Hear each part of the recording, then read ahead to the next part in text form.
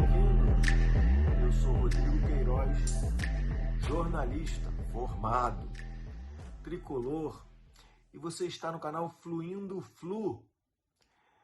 Hoje a gente vai falar do panorama que o Fluminense se meteu para as semifinais do Campeonato Carioca. Antes disso, eu queria só fazer um pedido. Olha, se inscrevam no canal, compartilhe esse material. Eu não faço esse trabalho do Brasil, então eu não vou contar com o YouTube para me ajudar nessa divulgação, nesse trabalho de pulverizar o meu material. Se você gosta dos meus comentários, se você acha que eles são plausíveis, por favor, compartilhe. Mostra, olha aí o que esse cara está falando, olha que interessante, olha esse ponto de vista, olha essa visão. Eu te peço. Vamos lá.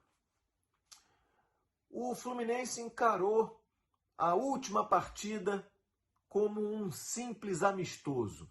Aliás, eu vou mais além, não foi o Fluminense não, foi o Fernando Diniz. O Fernando Diniz achou que estava tudo dominado. Está tudo dominado. E foi jogar contra os reservas do Botafogo de forma um tanto displicente, né? Sabe por que eu acho isso? A gente já conversou aqui que o dinizismo, ele depende da repetição. Faça, repita, faça de novo, outra vez, até você chegar naquele patamar de futebol. Ora, se você não tem esse treinamento, ele não vai dar certo.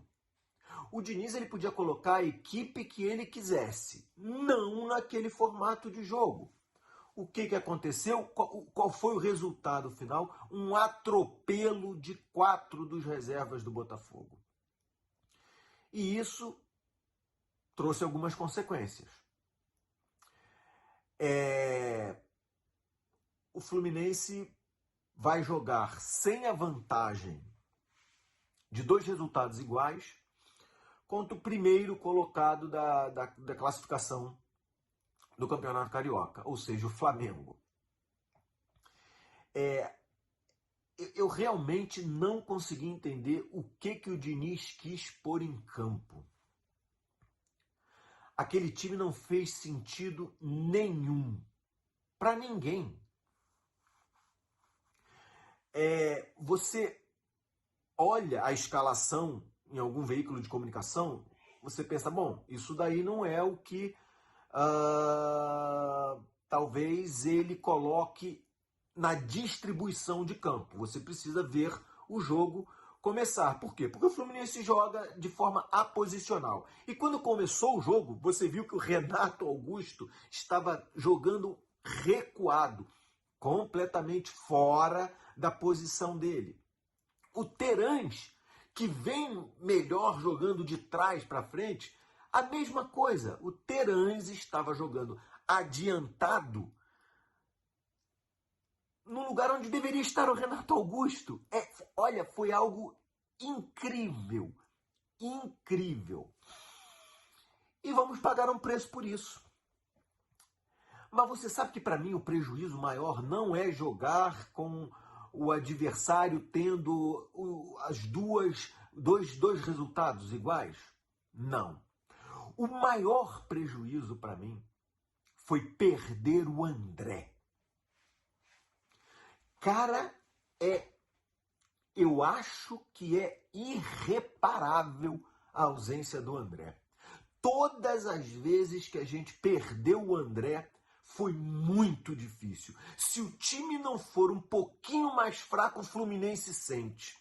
Você quer ver um exemplo bacana?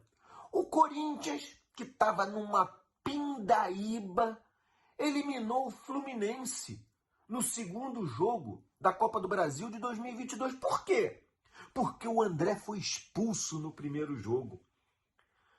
O Diniz teve a brilhante ideia de colocar o Wellington no lugar do André.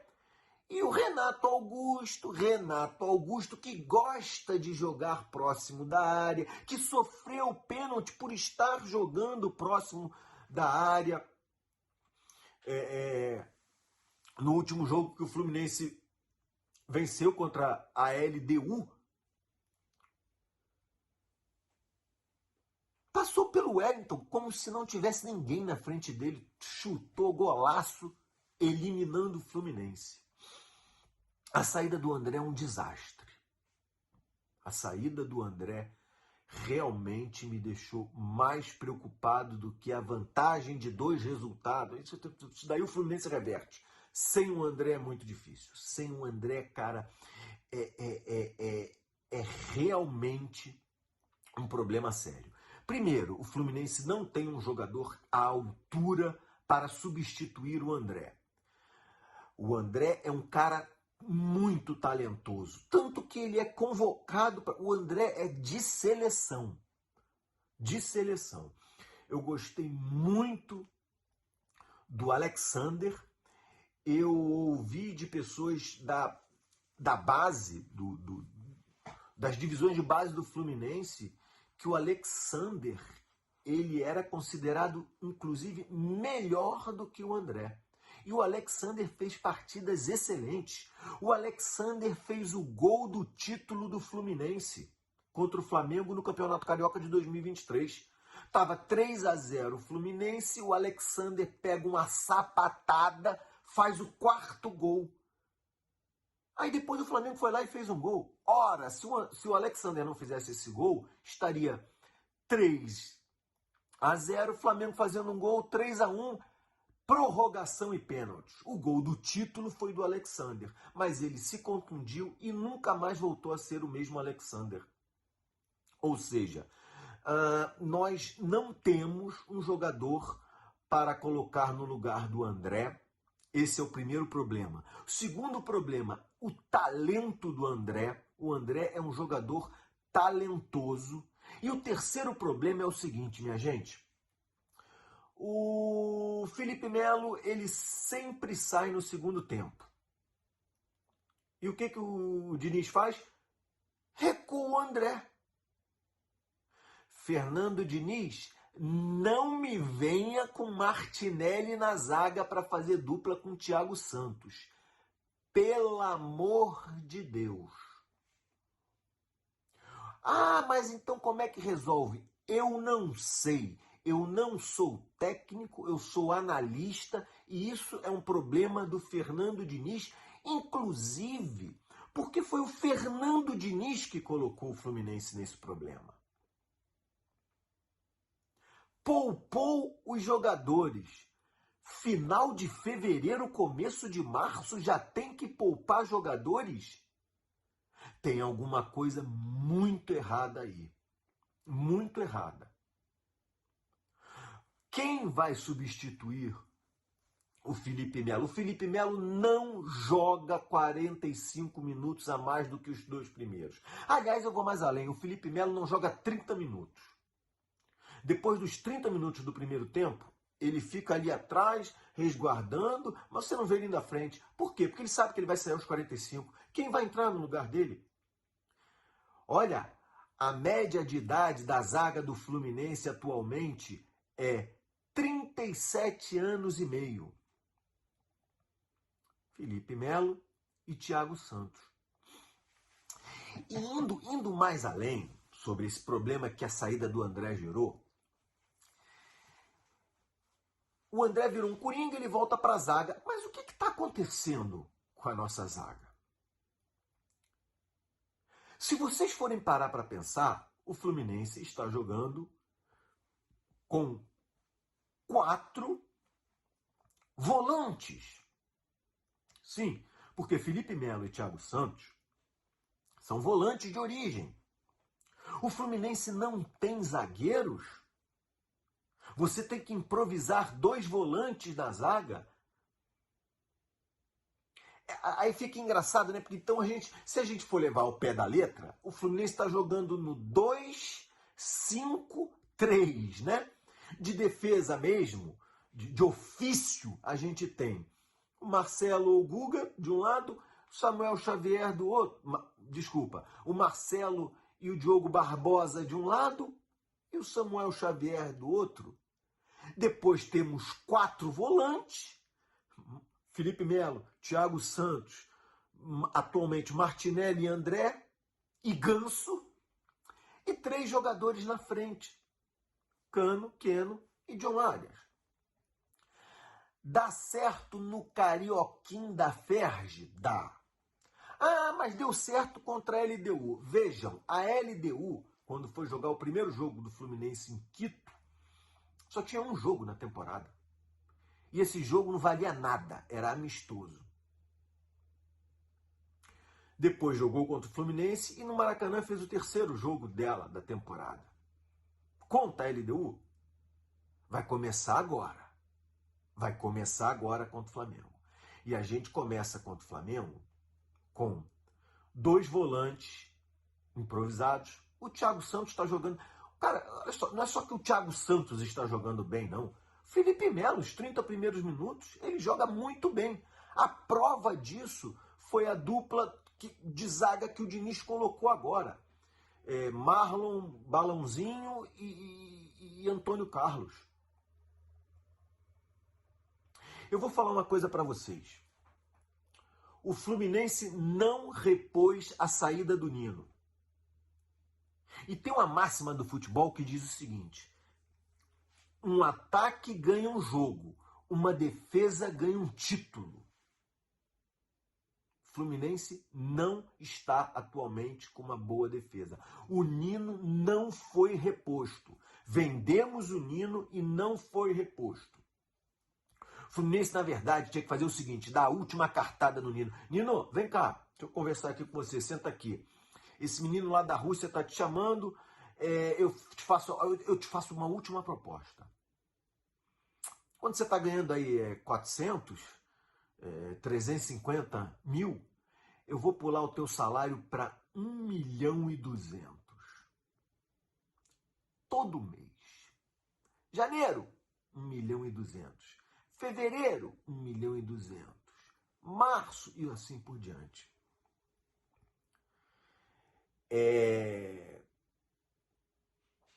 A gente não tem zagueiro. Dá vontade de falar com o Mário Bittencourt. Mário, deixa eu te explicar uma coisa que talvez você não saiba.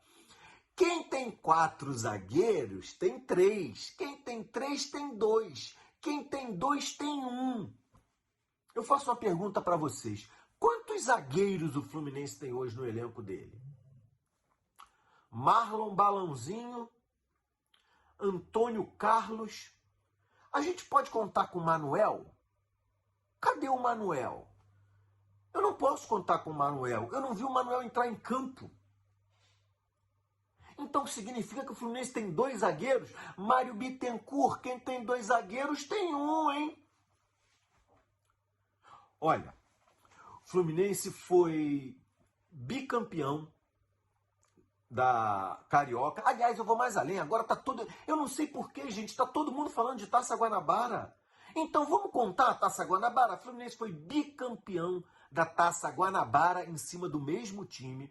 O Fluminense é campeão, bicampeão carioca em cima da mesma equipe, jogando contra o mesmo time. O Fluminense ganhou uma Libertadores e agora o Fluminense ganhou a Recopa, mas a Recopa a gente já não tinha o Nino. Mas esses 5 títulos que eu citei foram com uma espinha dorsal. Essa espinha dorsal era Fábio, Nino, André, John Arias e Cano. Vamos ver a atual situação do Fluminense com a espinha dorsal para as semifinais do Campeonato Carioca? Vamos lá. Fábio. O Fábio não está bem. A gente precisa conversar sobre o Fábio. O Fábio, ele, todo começo de temporada, ele entrega a rapadura. Por quê? Porque goleiro precisa estar sempre em movimento para não perder o reflexo. O Fábio leva um tempo para adquirir aquela alta qualidade de reflexo dele que ele tem durante o ano inteiro. Era para botar esse goleiro que o Diniz colocou o pouco braço contra o Botafogo? Pô, que isso? O Fábio tá cansado? Era para ser o Fábio. Vamos lá, continuar com a nossa espinha dorsal. O Fábio não está muito bem nessa espinha dorsal que nos deu 5 títulos, né? Ele vai melhorar? A minha opinião é que vai. Agora, nesse momento, tomou aquele golaço do Bangu e não tomou quase o mesmo gol numa saída errada de bola dele contra o Flamengo, que o Arrascaeta ia encobrir, porque o Gravatinha estava na arquibancada e fez com que essa bola não entrasse. Vamos lá, Nino, perdemos. Perdemos o Nino. Vamos lá, André vai estar suspenso do primeiro jogo. Sobrou o John Arias e o Cano. Cadê o Cano? O Cano tem 3 gols esse ano. Cara, tá muito complicado. Muito complicado. Era importantíssimo vencer o Botafogo, dar ritmo de jogo a esses jogadores, fazer o dinizismo funcionar contra o Nova Iguaçu. Com todo respeito ao Nova Iguaçu, o Fluminense ia treinar contra o Nova Iguaçu nas semifinais.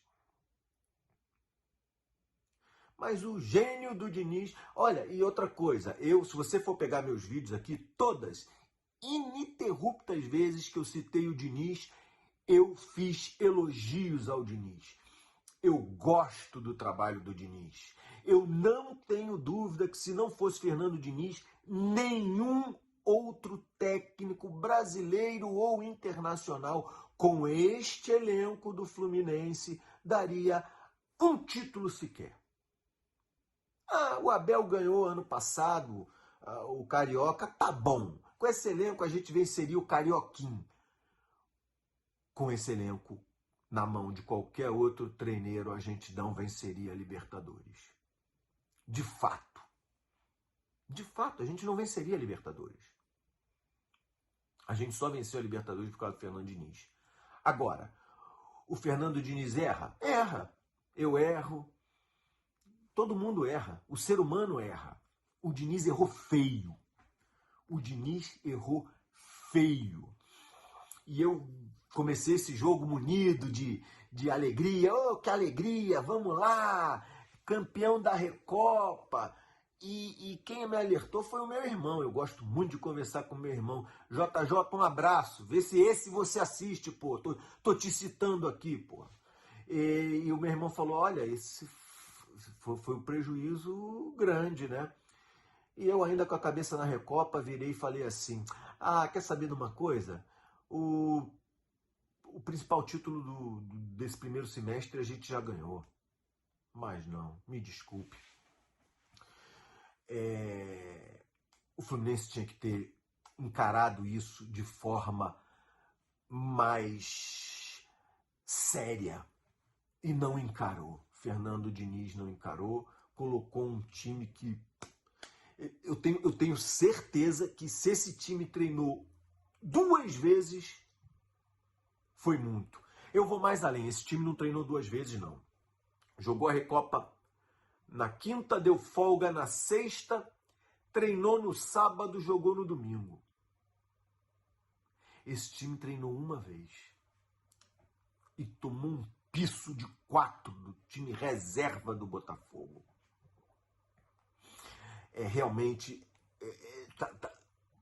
tá muito complicado, ainda mais por ser o Flamengo.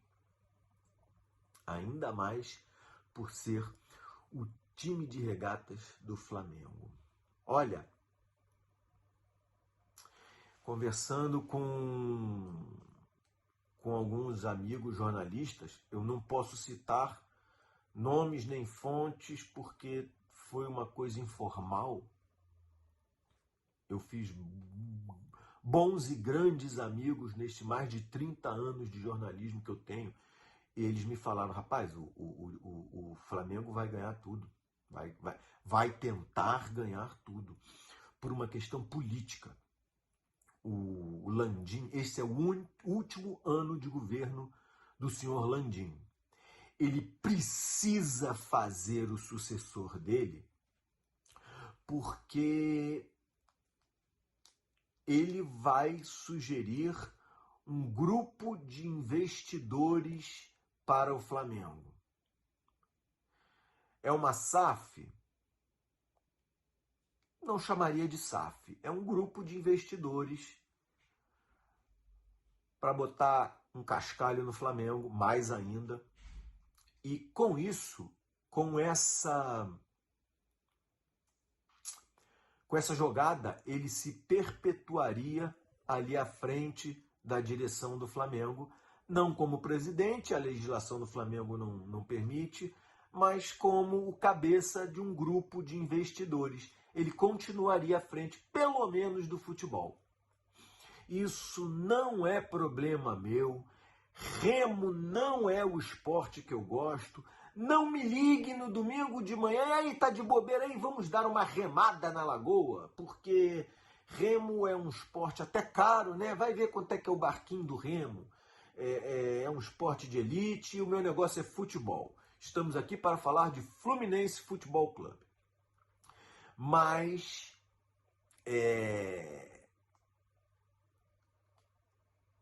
ouçam o que eu estou falando hoje, começo de março.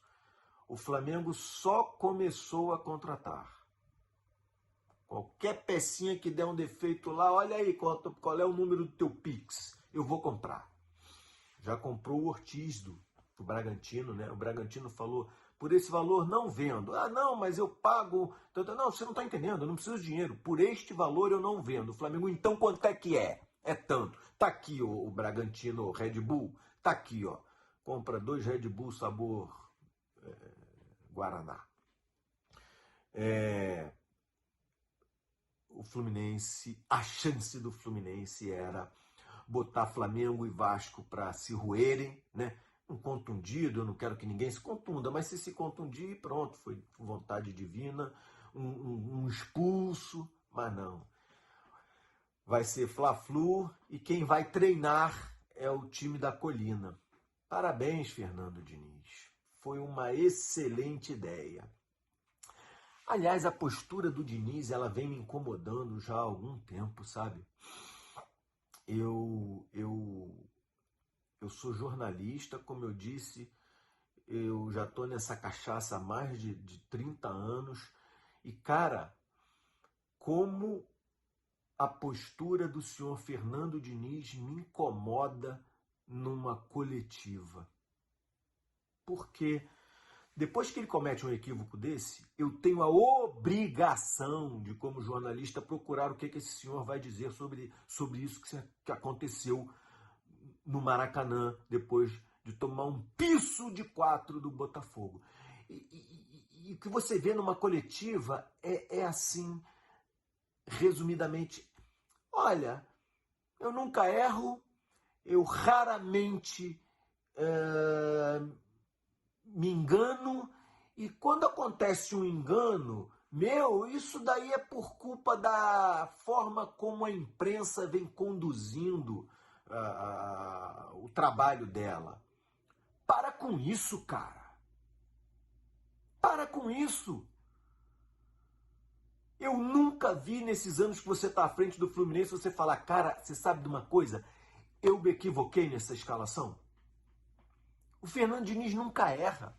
Raramente se engana. E quando ocorre é culpa da imprensa, que a gente sabe que a imprensa, né? A postura do Diniz com jornalistas é desrespeitosa.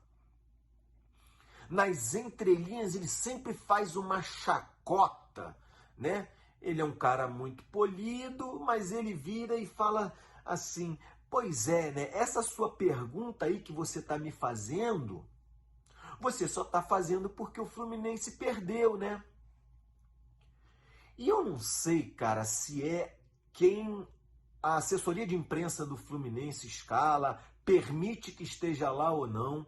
Mas, cara, me desculpa, você não ver o jornalista virar e falar para ele, é claro, Diniz. A minha pergunta é porque o Fluminense tomou um piso de 4 do Botafogo.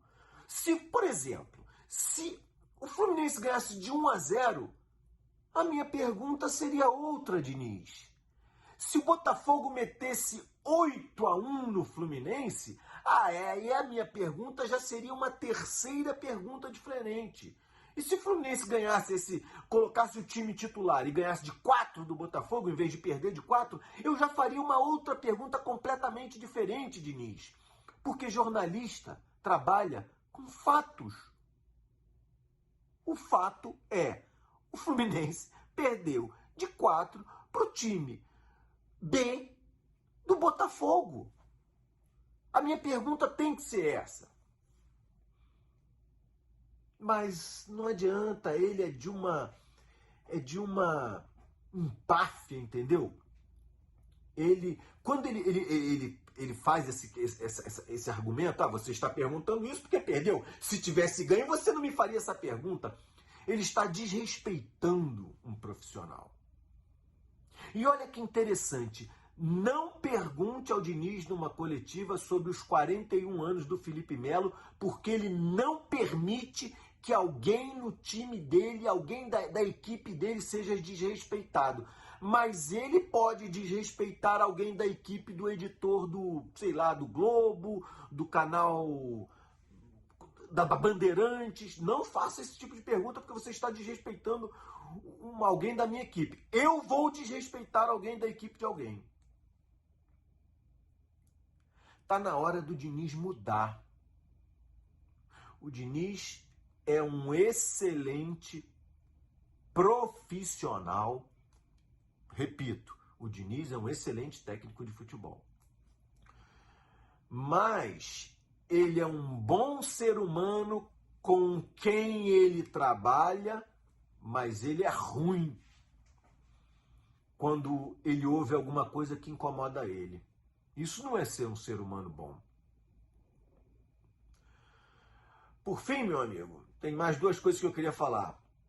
Eu esqueci de dizer qual foi o outro prejuízo dessa derrota para o Botafogo. A torcida. A gente joga um balde de água fria na torcida do Fluminense. Os jogos contra o Flamengo se tornam jogos de um mando de campo, porque quando o mando de campo é do Fluminense, a gente até consegue botar 50% no Maracanã.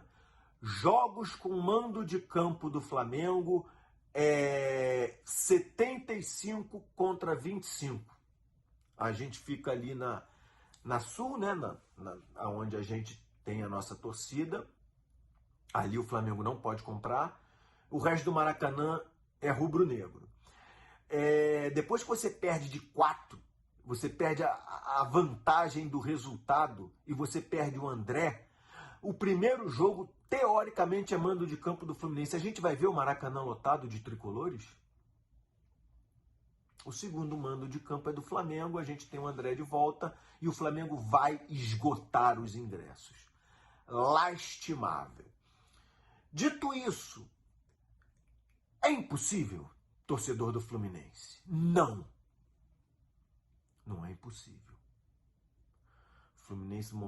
O Flamengo montou uma máquina em 2022 e perdeu Taça Guanabara e Campeonato Carioca. O Flamengo se reforçou para 2023, perdeu a Taça Guanabara e o Campeonato Carioca. O Fluminense é gigante. O Fluminense, em 95, eu já citei isso aqui, depois dá uma passadinha e olha lá, sobre a matéria que eu fiz sobre o Campeonato Carioca. No final eu cito qual é o meu Campeonato Carioca que mais me marcou. O Campeonato Carioca que mais me marcou foi o de 95. O Flamengo montou um timaço, era o ano do centenário deles. Sávio, Romário não estava meia boca não, Romário estava jogando bola em 95.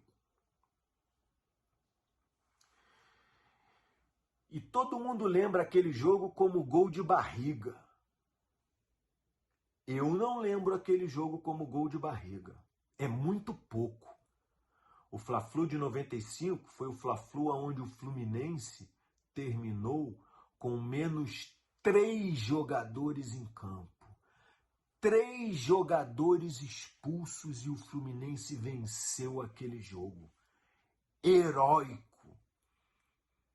Vencer esse Fla-Flu, esses 2 jogos da semifinal, é impossível? Não.